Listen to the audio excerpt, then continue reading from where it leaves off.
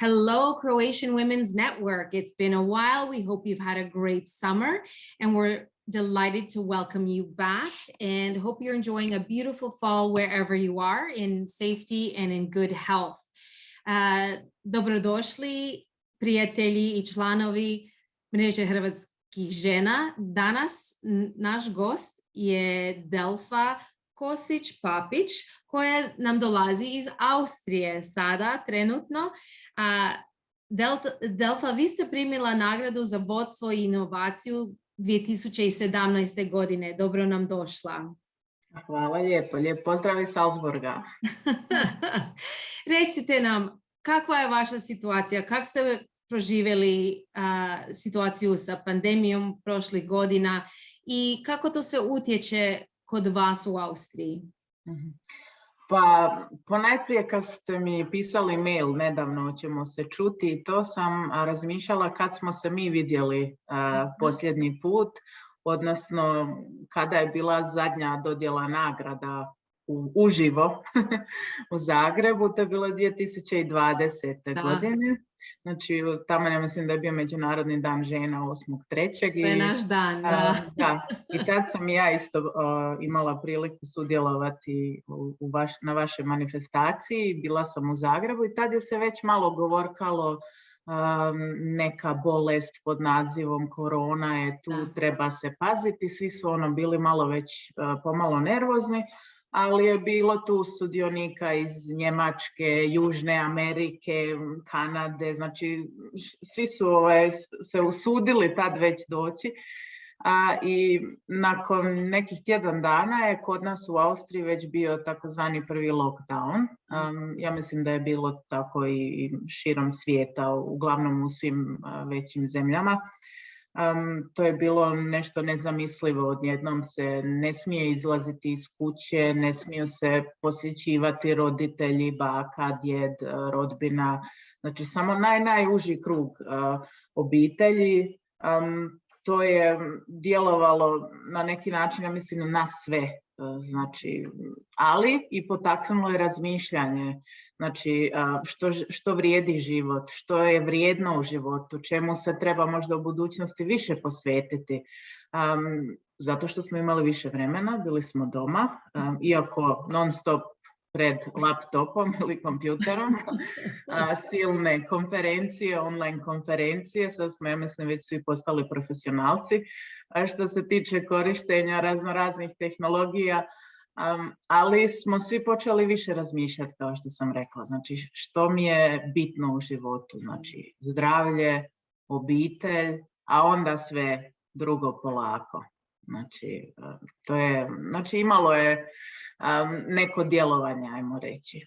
Da, slažem se. Čujem to od često ljudi. Baš je interesantno vrijeme u životu svakoga čovjeka, realno, da stane i malo pogleda, čekaj, gdje mi vrijeme ide, gdje ulažem svoju energiju, svoje vrijeme i u koju korist. Baš je interesantno razmišljanje, mislim, svi u nas. Spomenuli ste da 2020. je bil posljednji put da smo se svi vidjeli zajedno na konferenciji i dodijeli nagrada. Mogu podijeliti, Delfa, da vaše predavanje, odnosno govor na konferenciji je mene osobno i znam i druge duboko potaknuo. Mogla bi čak reći valjda jedan od najboljih predavanja i govora što sam ikada čula. Htjela bi vas sada zamoliti da malo podijelite sa slušateljima kako ste došli, odnosno do Austrije i kao i iseljenik hrvatski, kao mnogi od nas jesmo, a kako ste se uopće odlučila za svoju karijeru u politici, to ću ostaviti vama da objasnite.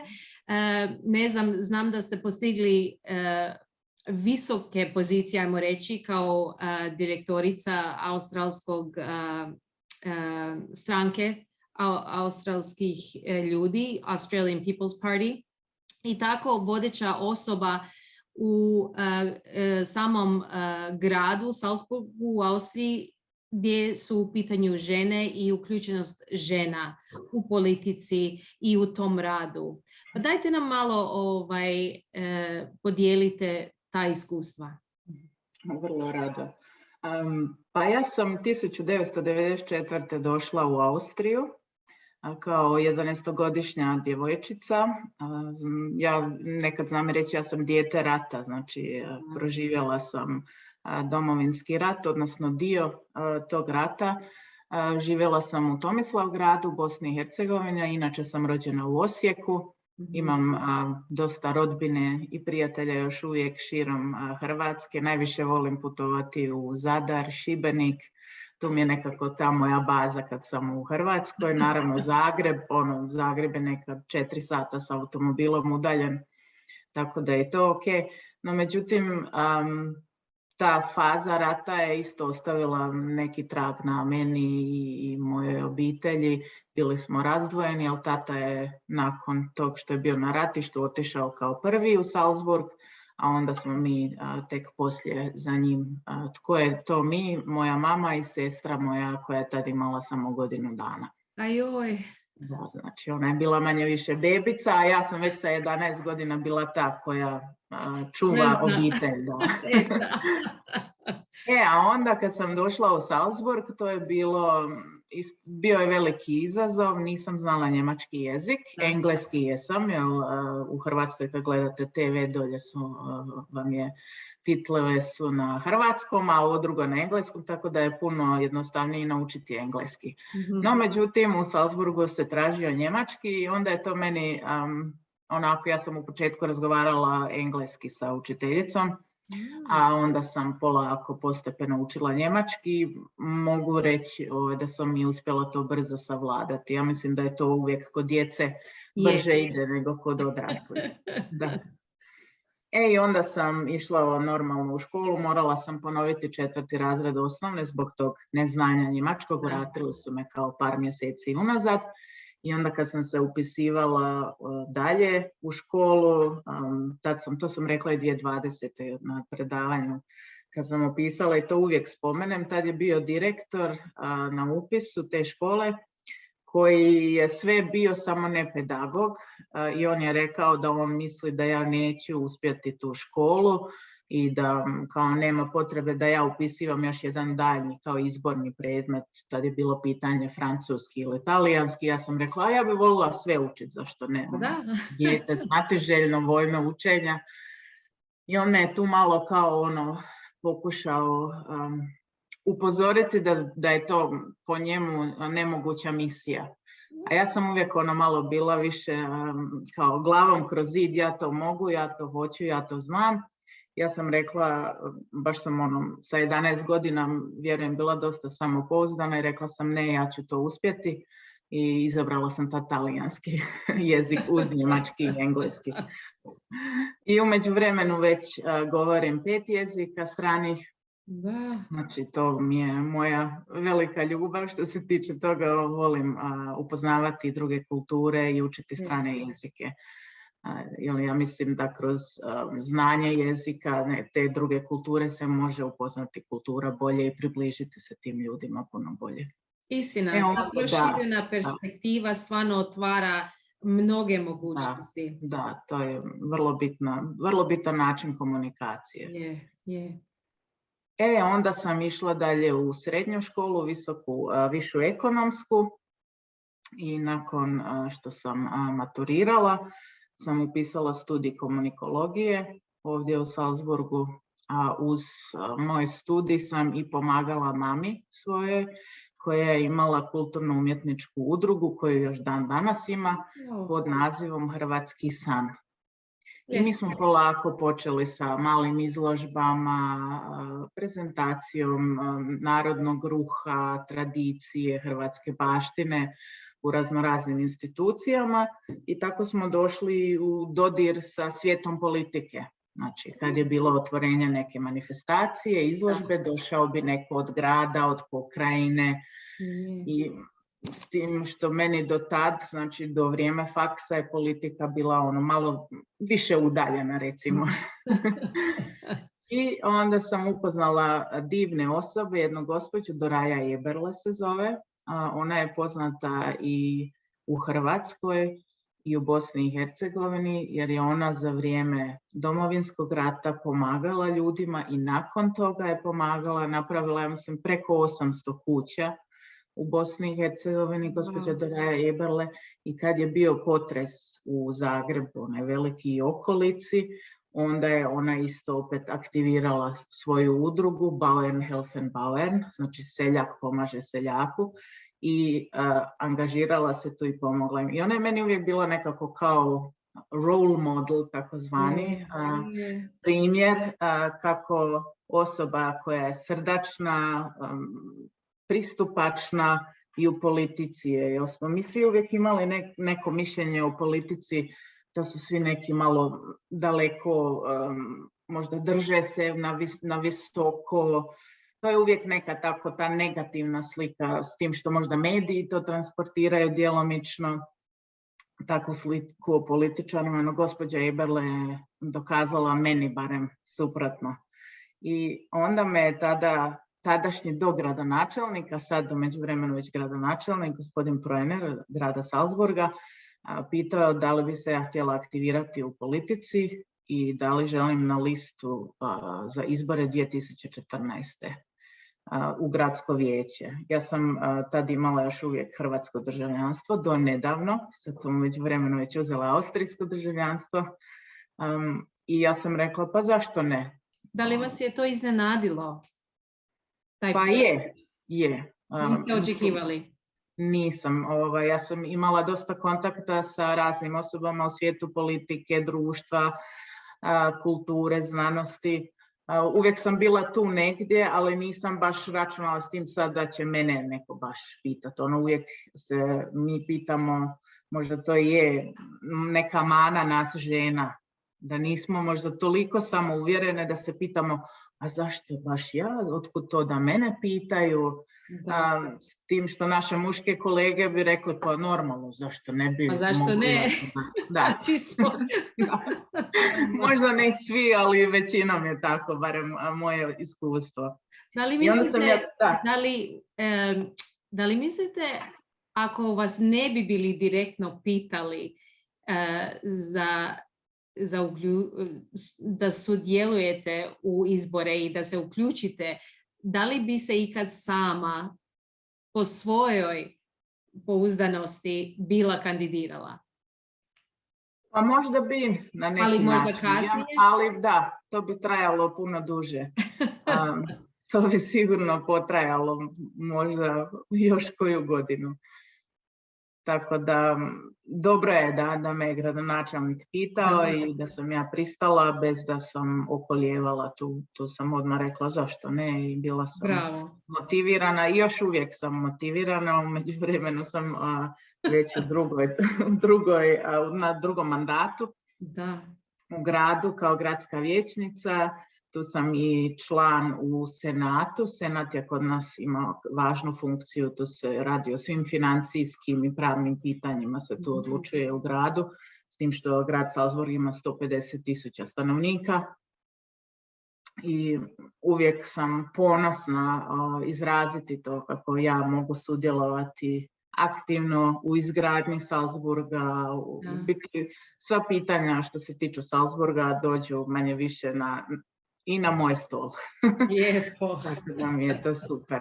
A spomenuli ste i funkciju moje direktorice. Ja sam vam direktorica ogranka za žene u mojoj stranci, u austrijskoj pučkoj stranci, ÖVP, Österreichische Volkspartei.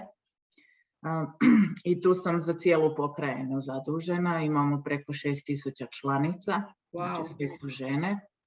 I tu vrlo često i razgovaramo o tome kako je biti žena u politici. Da.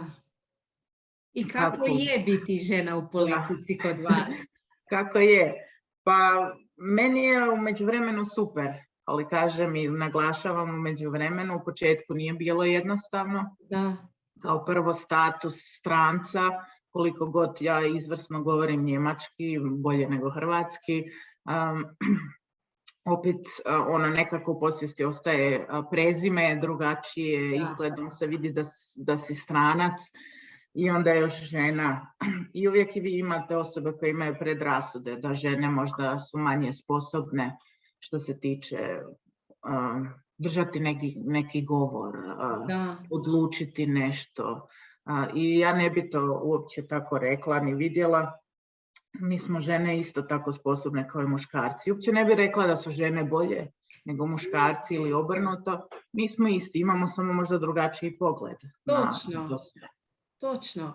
Dajte nam malo opišite kakav je položaj žena u Austriji sprem možda ono što vidite u Hrvatskoj, u Bosni i Hercegovini ili šire? Pa položaj žena u politici u Austriji je, mogla bi reći, vrlo dobar. Mi imamo dosta zastupnica u Saboru austrijskom. Lijepo. Ja mislim da je preko 39% je žena. Imamo nekoliko ministrica. Tako da, a na razini gradova isto tako imamo zastupnice u gradskom vijeću. Pardon. Tako da je položaj žena u Austriji po mom dobar. Moglo bi se reći da. Što kanite za daljnju karijeru? Da li razmišljate da ćete biti dalje u politici na ovoj razini, možda na nekoj višoj nacionalnoj razini? Što vidite kao svoju budućnost i generalnu budućnost za žene u politici? Ja se ispričavam, nešto mi je Ništa. u grlu kad sam puno pričala. Trenutak. Možda bilo i pjevanja, ne? Skoro, ne. A pitanje budućnosti, pa to je otvoreno, u politici je sve otvoreno. Da. Ja uvijek kažem, u politici ste danas možda tu, sutra dolje. Nikad se ne zna. To se nikad ne zna. Normalno je da svaka normalna osoba ima ambicije. To je u redu. Da. Za postići nešto više, ali meni je sad i ovdje dobro za sad. I smatrate da imate dovoljno utjecaja za one projekte, programe koje vi želite ostvariti? Da, zato što sam ja isto i članica u Odboru za kulturu, integraciju i obrazovanje i u Odboru za socijalno, tako da...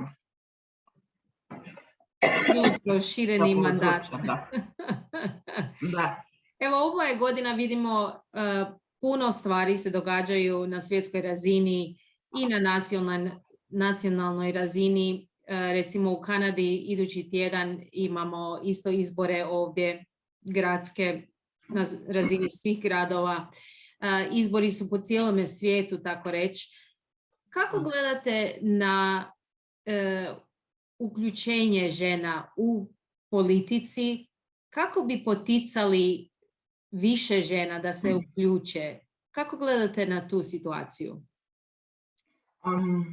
Primijetila sam zadnjih par godina trend da mlađe žene ili djevojke su nekako rezervirane što se tiče toga da se aktiviraju u politici, barem kod nas, iako ih ima dosta. Da. S tim što zanimanje političara nije baš zahvalno zanimanje. Dosta ste izloženi javnosti, kritici. Ja uvijek kažem, ne može se svima ugoditi. Treba imati mirnu i čistu savjest, sve raditi najbolje kako znaš, no ugoditi ne možeš svakom. I ne može svako i izdržati možda taj pritisak. I dosta mladih žena su tu, ajmo reći, malo suzdržane. Dobro. To sam barem ja uočila kod nas u Austriji, ne znam kako je sad u drugim državama, što mi pokušavamo, odnosno ja isto u stranci, je istaknuti uspjeh, dosadašnji uspjeh političarki na svim razinama, nacionalna, gradska, do najmanjeg sela u našoj pokrajini, jednostavno istaknuti, odnosno ne samo djelovanje političarki, nego i drugih žena, kao što vi to radite sa vašom nagradom koju sam ja danas čak i donijela u ured. Bravo, lijepo. Dakle, moram je ponijeti, sad ću je staviti u ured, na ponos, da ponovo podsjetim kako sam i ja jedna od dobitnica. Točno. I jednostavno mislim da je bitno isticati uspjeh tih žena kako bi motivirali i mlađe, možda i starije osobe koje razmišljaju da bi se angažirale u politici. Jednostavno da im damo malo vjetar u leđa, da kažemo, vidiš, uspjela je i ova i ona i unatoč djeci, obitelji, možda baki o kojoj se mora brinuti, raznim situacijama. Svi mi imamo normalno i privatni život i poteškoće, neke prepreke, ali treba se usuditi. Ja uvijek kažem, ako vas neko pita, a to ima i ovdje kod nas isto jedna ministrica, starija gospođa već, koja je ona isto uvijek rekla, ako te neko pita, želiš li tu funkciju, nema razmišljati, reci da. Reci odmah da. Reci odmah da i uradi to. Jednostavno kreni i vidjet ćeš da li ti ide, a uvijek se to onda uklopi u život i funkcionira kako treba. Da, istina. Mi žene uvijek odmah razmišljamo, joj, nemam ovo, nemam ono iskustvo, nemam tu kriteriju, nemam znanje neko specifično. Dođem ono što ste rekli ranije, muškarac bi odmah rekao, pa dobro, ako možda nema niti jednu točku koja se traži što se tiče iskustva ili nečega, baš uopće to njih ne brine nekako. Imaju, ja bih rekla, kao da imaju nekakav drugačiji kuraž nego kao mi žene. Uvijek želimo biti najspremnije za svaku situaciju, a zapravo to je nemoguće. Ali trebale bi imati dovoljno pouzdanja, samopouzdanje da što god dođe, bilo što bilo, ja ću to moći prežvakati, preživjeti, prekoračiti nekako. Tako da izgleda da još nam treba taj pomak razmišljanja i samopouzdanje, valjda. Je, to ste u pravu. Mislim da smo mi, da je specifično za žene da one sve žele imati isplanirano, sve manje više pod kontrolom, možda korak 1 pa onda korak 2 i tako. A to je život. Život funkcionira nekad i drugačije i treba biti fleksibilan. A što se tiče iskustva, iskustvo se stječe radom. Znači, ako ste vrijedni i motivirani, možete sve uspjeti. Istina, da.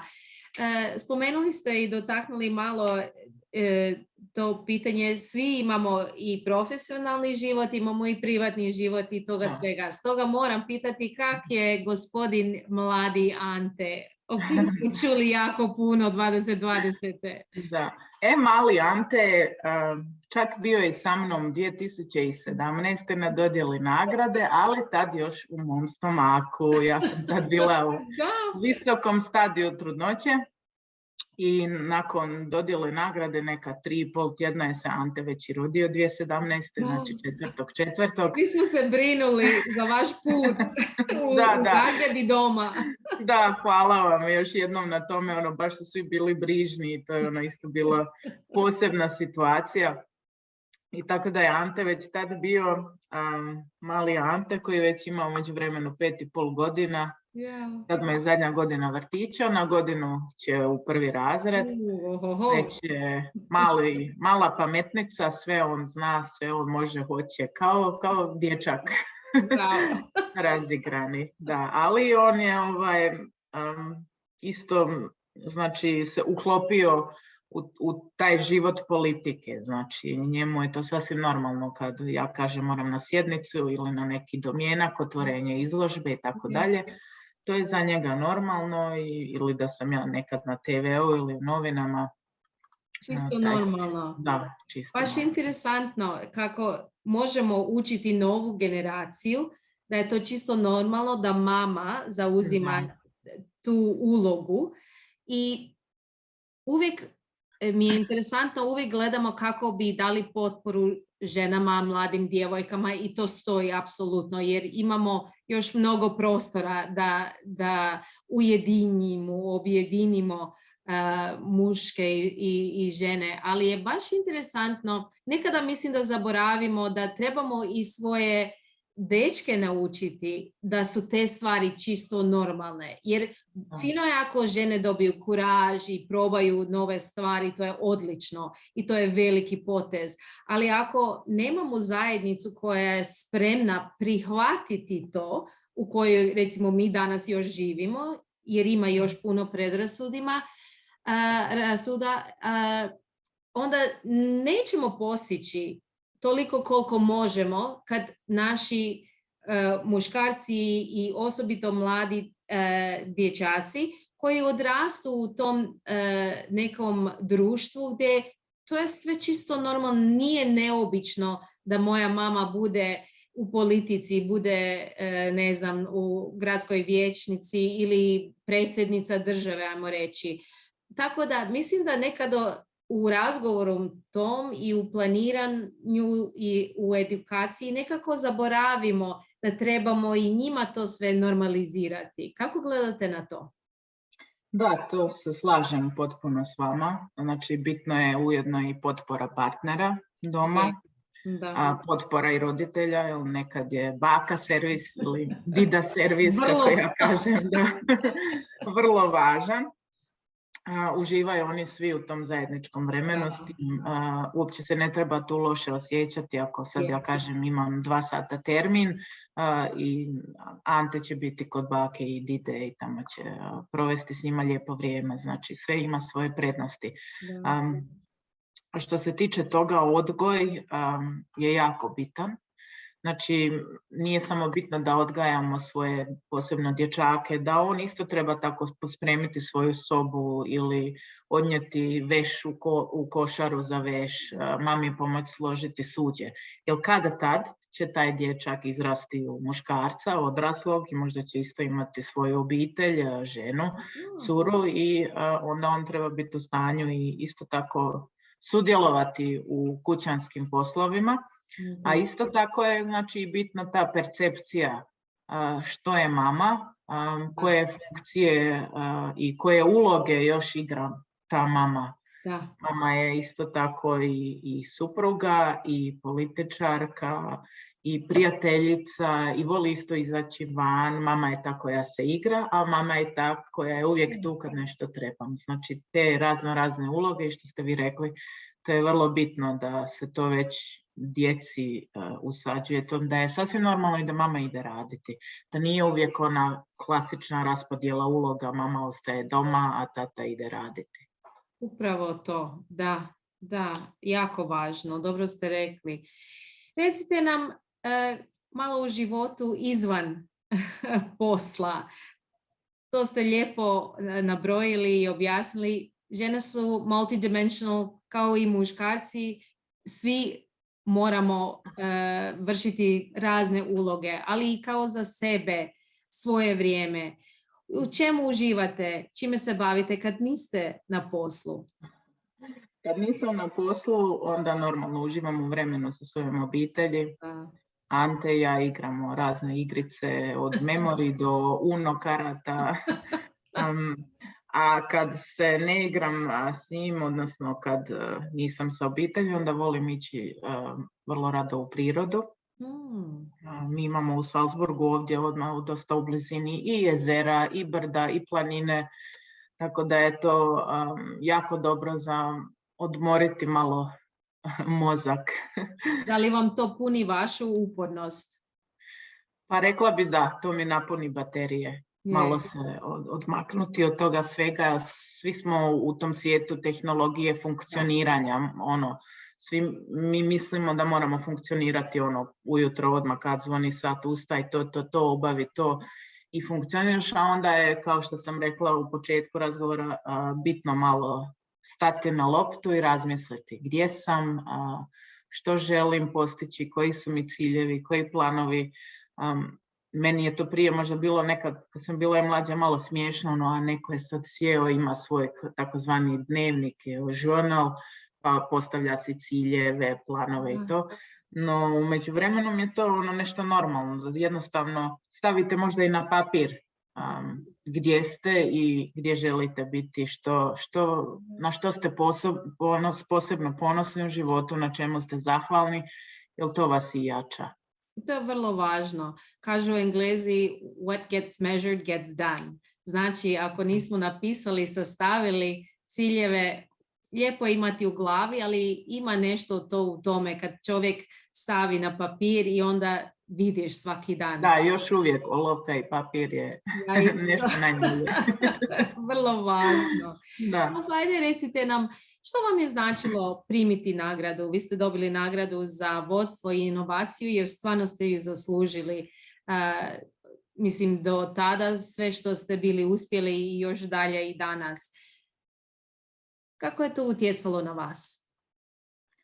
Pa, ja sam prije dobitka nagrade bila dosta puta voditeljica na raznoraznim manifestacijama, ovdje kad je bilo u sklopu Evropskog prvenstva na našem trgu, gdje su bile 1000 ljudi, gdje je bio glazbeni program, tad je dolazila i Klapa Intrade, gdje sam prezentirala, uvijek sam voljela tu pozornicu, ljude zabaviti, prezentirati nešto. Isto tako i na raznoraznim događanjima, kulturnih manifestacija. I uvijek sam čula, super ti to radiš, baš dobro. I onda kad ste me nominirali za ovu nagradu i kad sam dobila, onda sam baš bila ponosna, jer to nije onako nešto što može svako dobiti. I jednostavno mi je to puno značilo i još uvijek mi znači ta nagrada, jer je istaknulo na neki način moj rad i uvijek je to sad 2022. godina, a ja još uvijek imam čast s vama razgovarati i družiti se i jednostavno jedan dio mog života i moje životne priče ispričati i nadam se da će to možda potaknuti neku djevojku, curu, ženu, gospođu, da se i ona aktivira i možda jednog dana dobije isto ovu nagradu.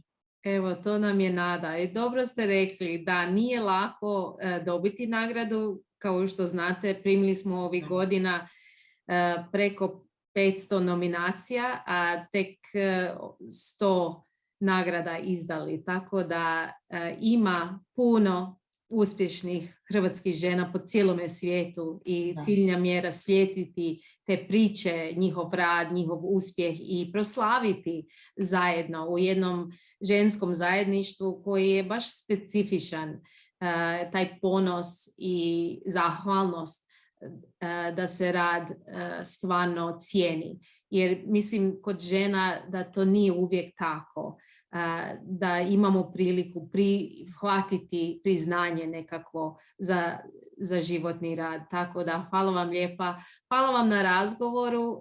Drago nam je da još i dalje uspijevate i držite se i nadamo se da ćemo se vidjeti uživo uskoro. Ja se isto nadam. Kad planirate sljedeće? Evo, iduću godinu nominacije su otvorene.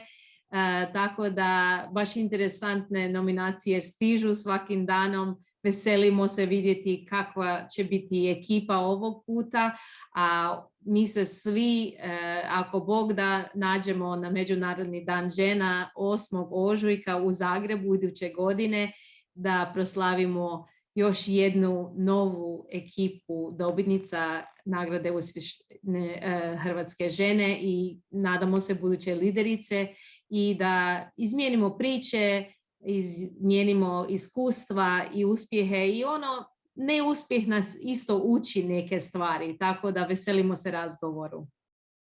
Super, Caroline. Ja vam čestitam još jednom na vašoj inicijativi, stvarno je to jedinstveno što vi uspijete jednostavno spojiti žene širom svijeta i to je veliki uspjeh i hvala vam na tomu. Ja se nadam da ćemo se vidjeti u Zagrebu, najkasnije onda na godinu. Ako vas put navede ili nekog od naših slušatelja, gledatelja u Salzburg, onda se javite. Ja sam u gradskoj vijećnici i slobodno me tražite i bilo bi mi drago Bravo, hvala vam lijepa i bit će nam drago i evo, veselimo se daljnjem susretu. Hvala vama. Bog, doviđenja.